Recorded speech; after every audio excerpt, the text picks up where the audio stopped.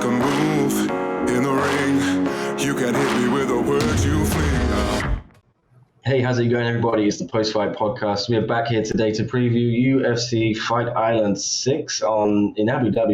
It's Corey Sandhagen against Marlon Moraes main event. As usual, I got John and Chris here to break it down and give you their picks and predictions. Let's start with that main event, boys. It's Moraes against Sandhagen. John, we'll throw it to you first. What's your pick? Man, this is such a hard pick, man. Like every main event, it's such a close matchup. You know what I mean? Like stylistically, this matchup is great. You know what I mean? Because I feel like it's gonna play out mostly on the feet, like most of Marlon Moraes' fights do. One thing that I'm looking at is that Moraes' last fight, which was a split decision win over Jose Aldo, and a lot of people thought Jose Aldo won that fight, was more than a year ago. No, not more than a year ago. Like 10 months ago, right? 11 months ago. And that's a pretty long layoff, right? Because usually Marlon doesn't take that much time off. So it'll be interesting to see, how he looks when he comes back. And he is coming off a win, so that's good. He has a little bit of momentum. And then on the flip side, you got Corey. Corey just fought a few months ago, like 4 months ago, against Aljamain and lost in the first round by rear naked choke.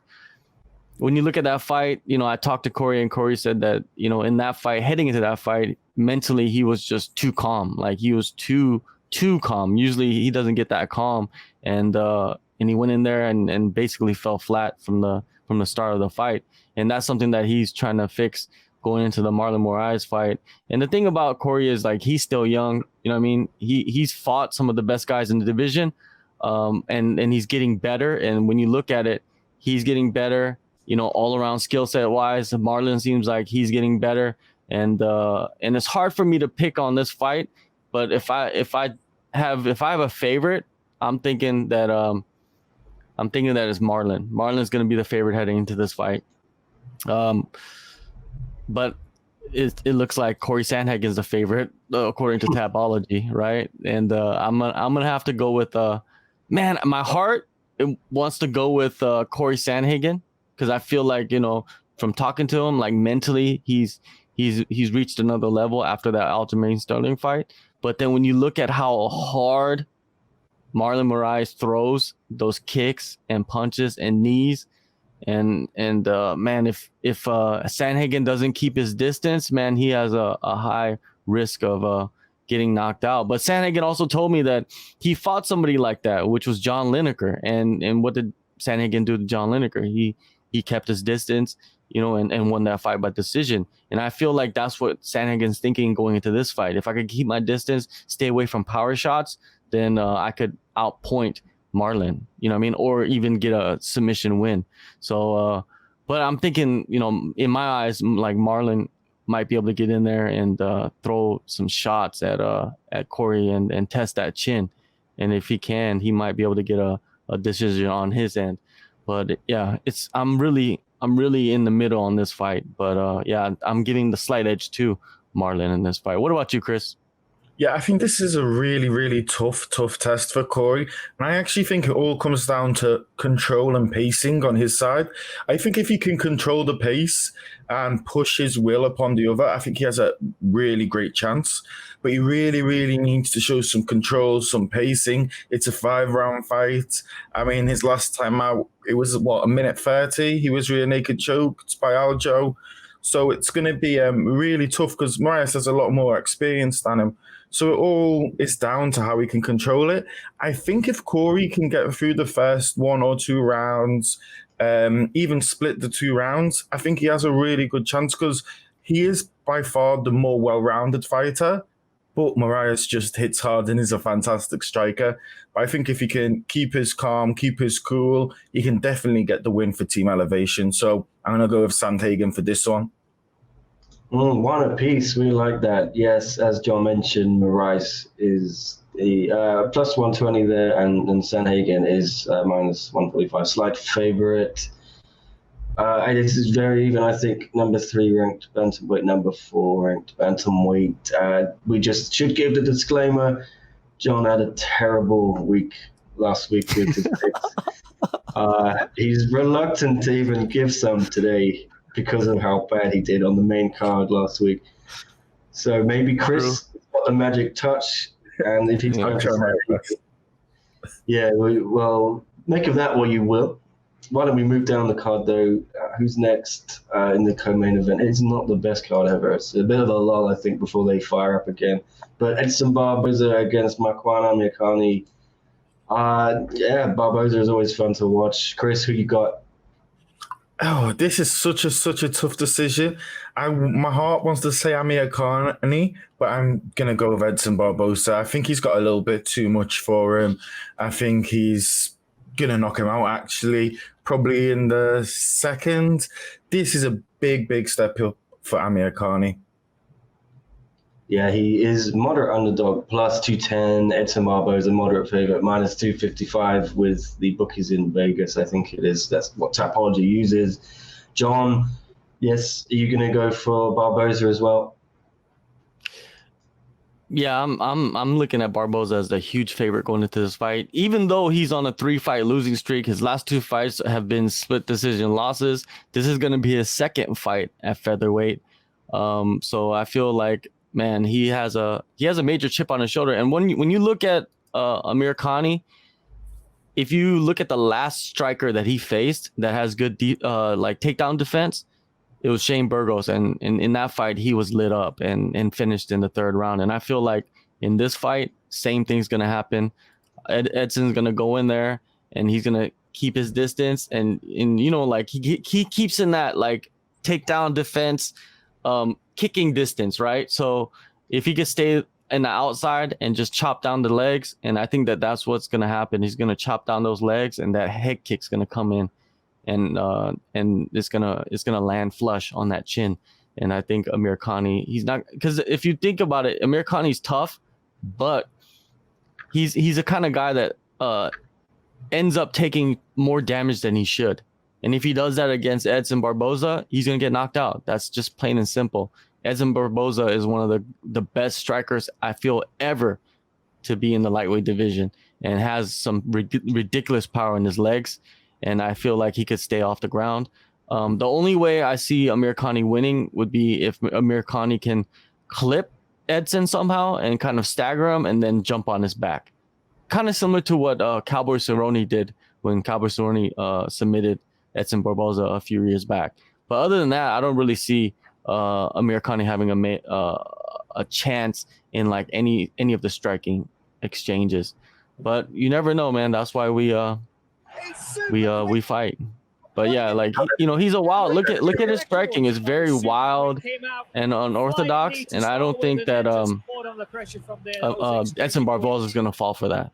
You know, his footwork is too good, his distance control is too good, and he's just gonna be able to chop down Amirkhani.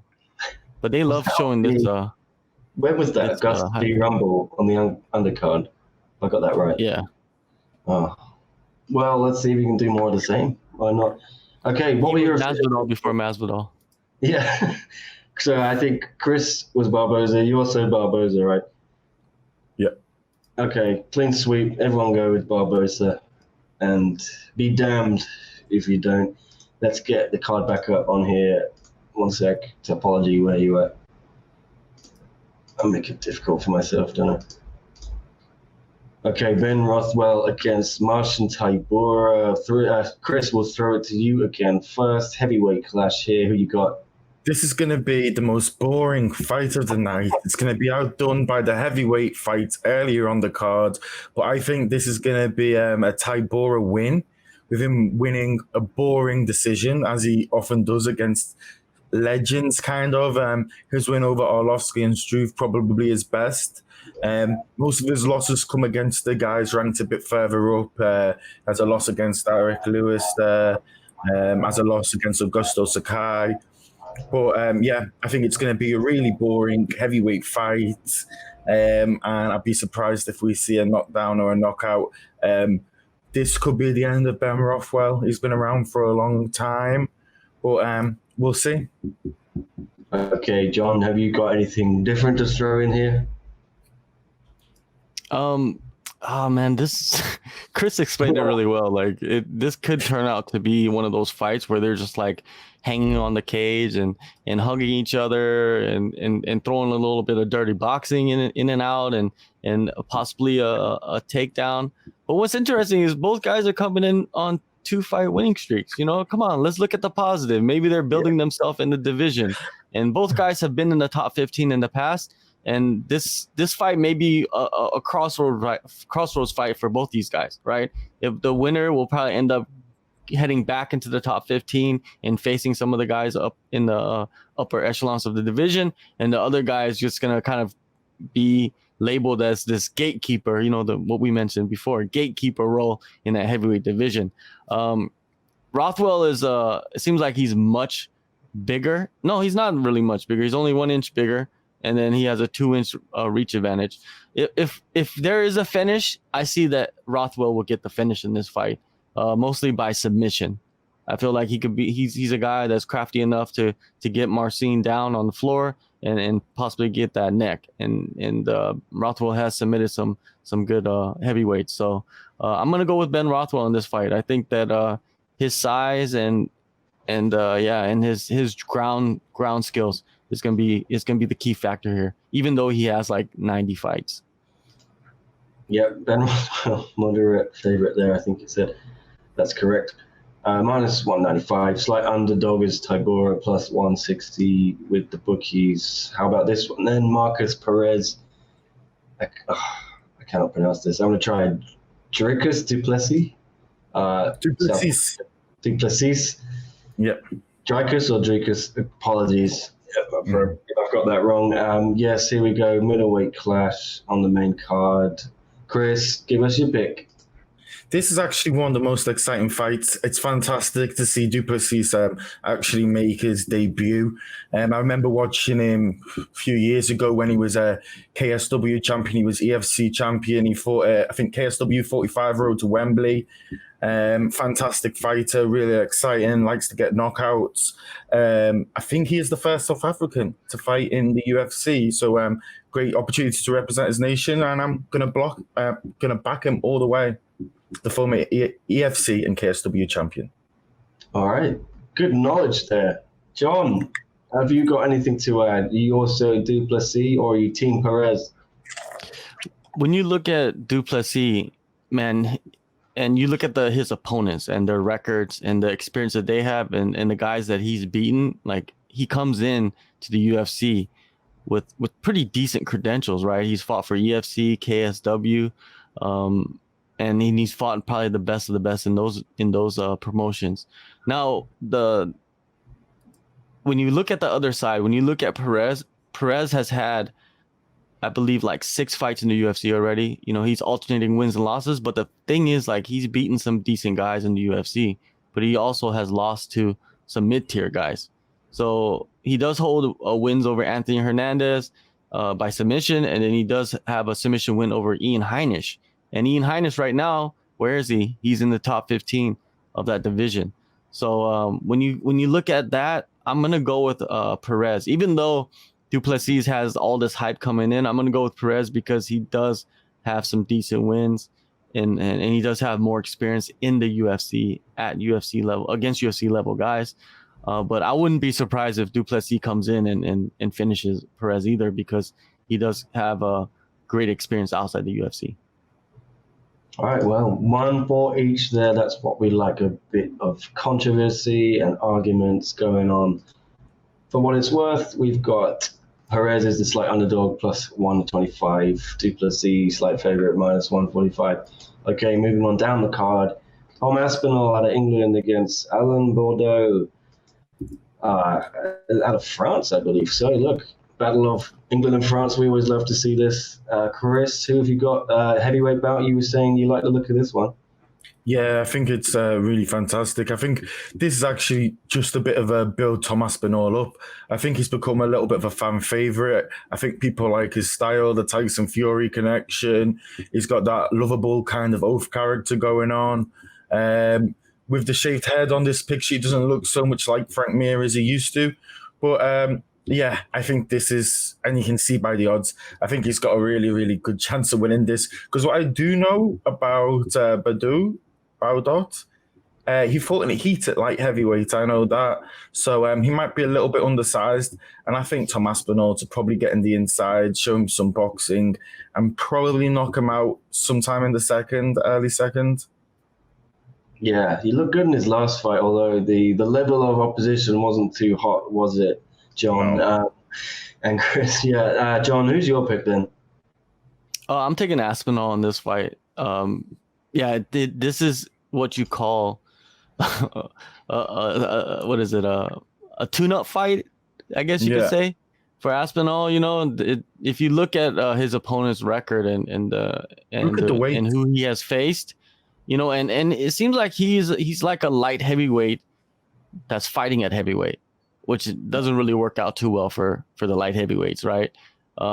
Aspinall, his hand speed is ridiculous. He has crazy power, and I think that he finished this guy in the first round. I don't think it's going to get into the second round. His last, what is it? What's his name? Allen.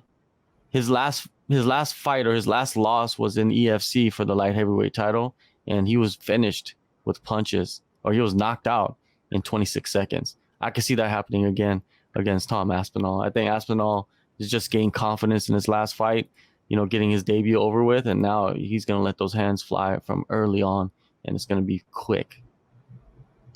He is the favorite. Make of that what you will. Looks like both guys are going for Tom. I would agree, but let's move on.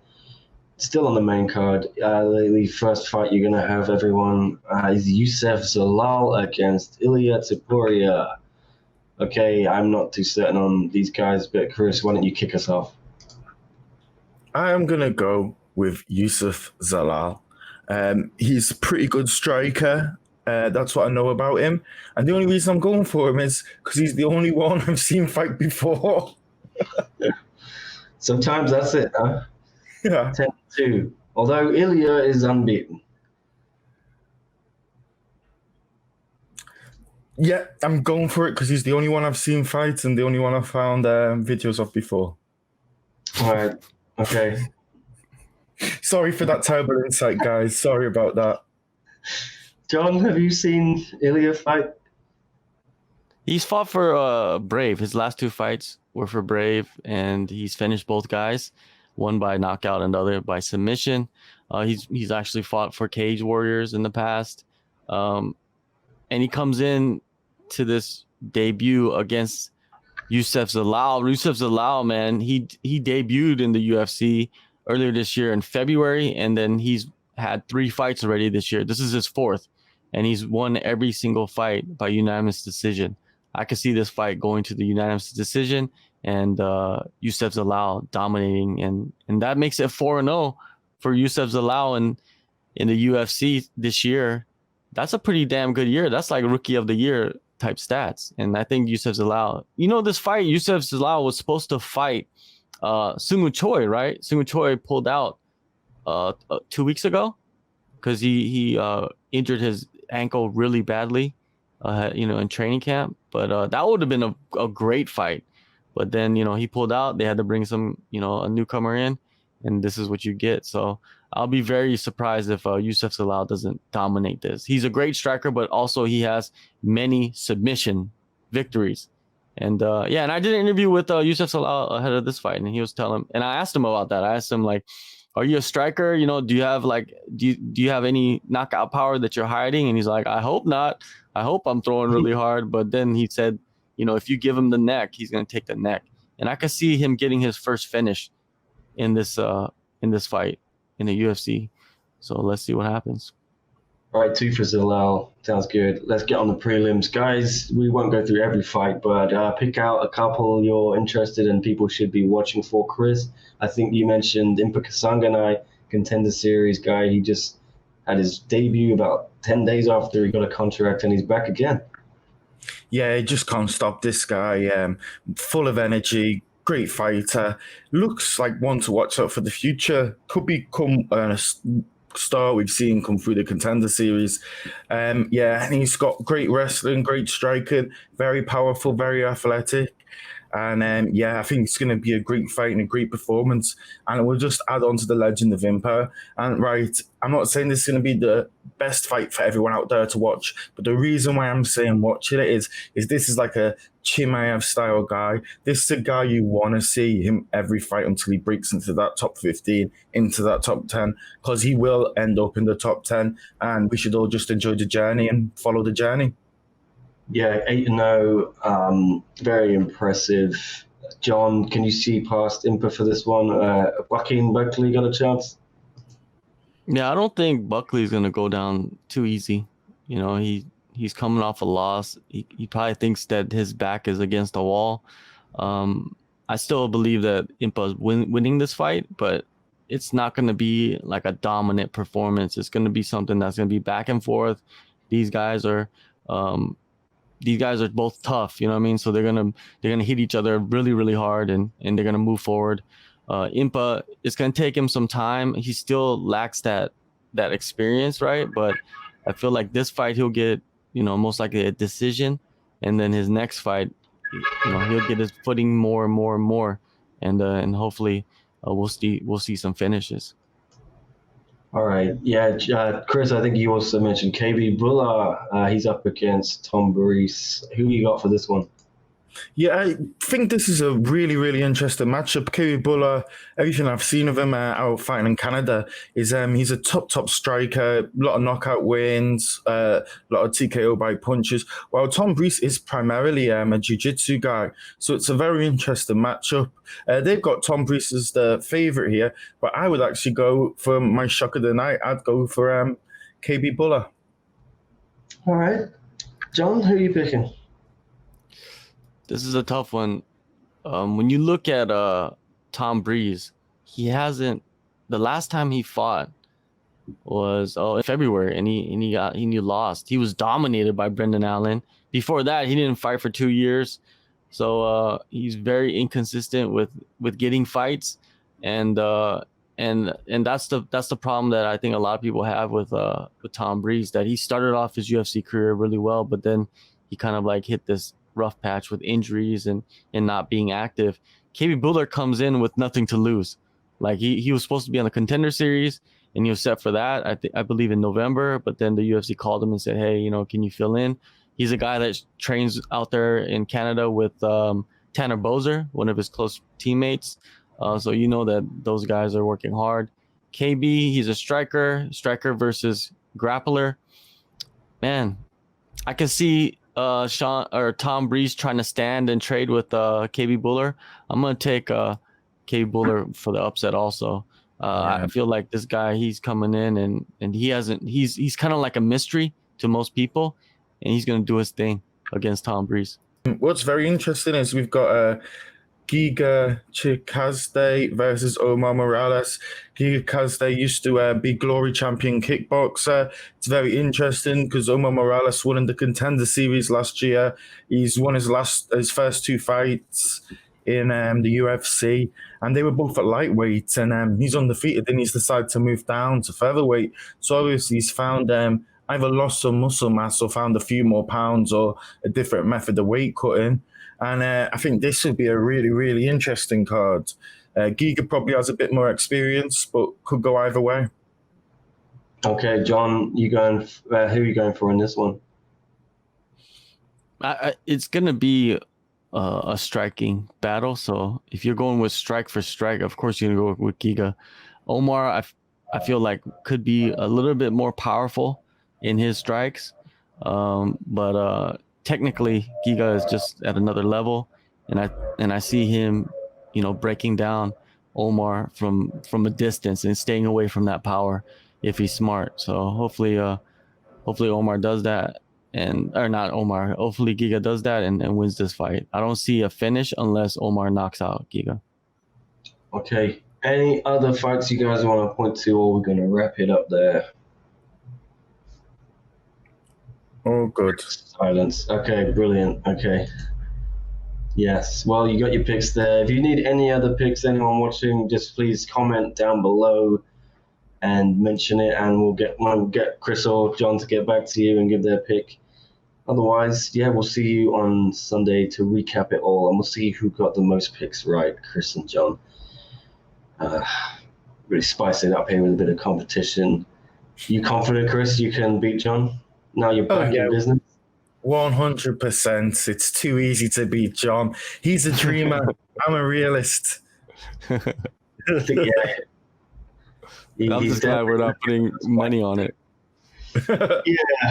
Yeah. All right. Well, that's it, guys. You got their picks. We'll see you all again for the recap on Sunday. Thanks for watching. Please remember to like and subscribe. We are SCMP MMA on YouTube, Twitter, Facebook, Instagram. Please give us a follow. And yeah, cheers for your support. We'll see you again next time.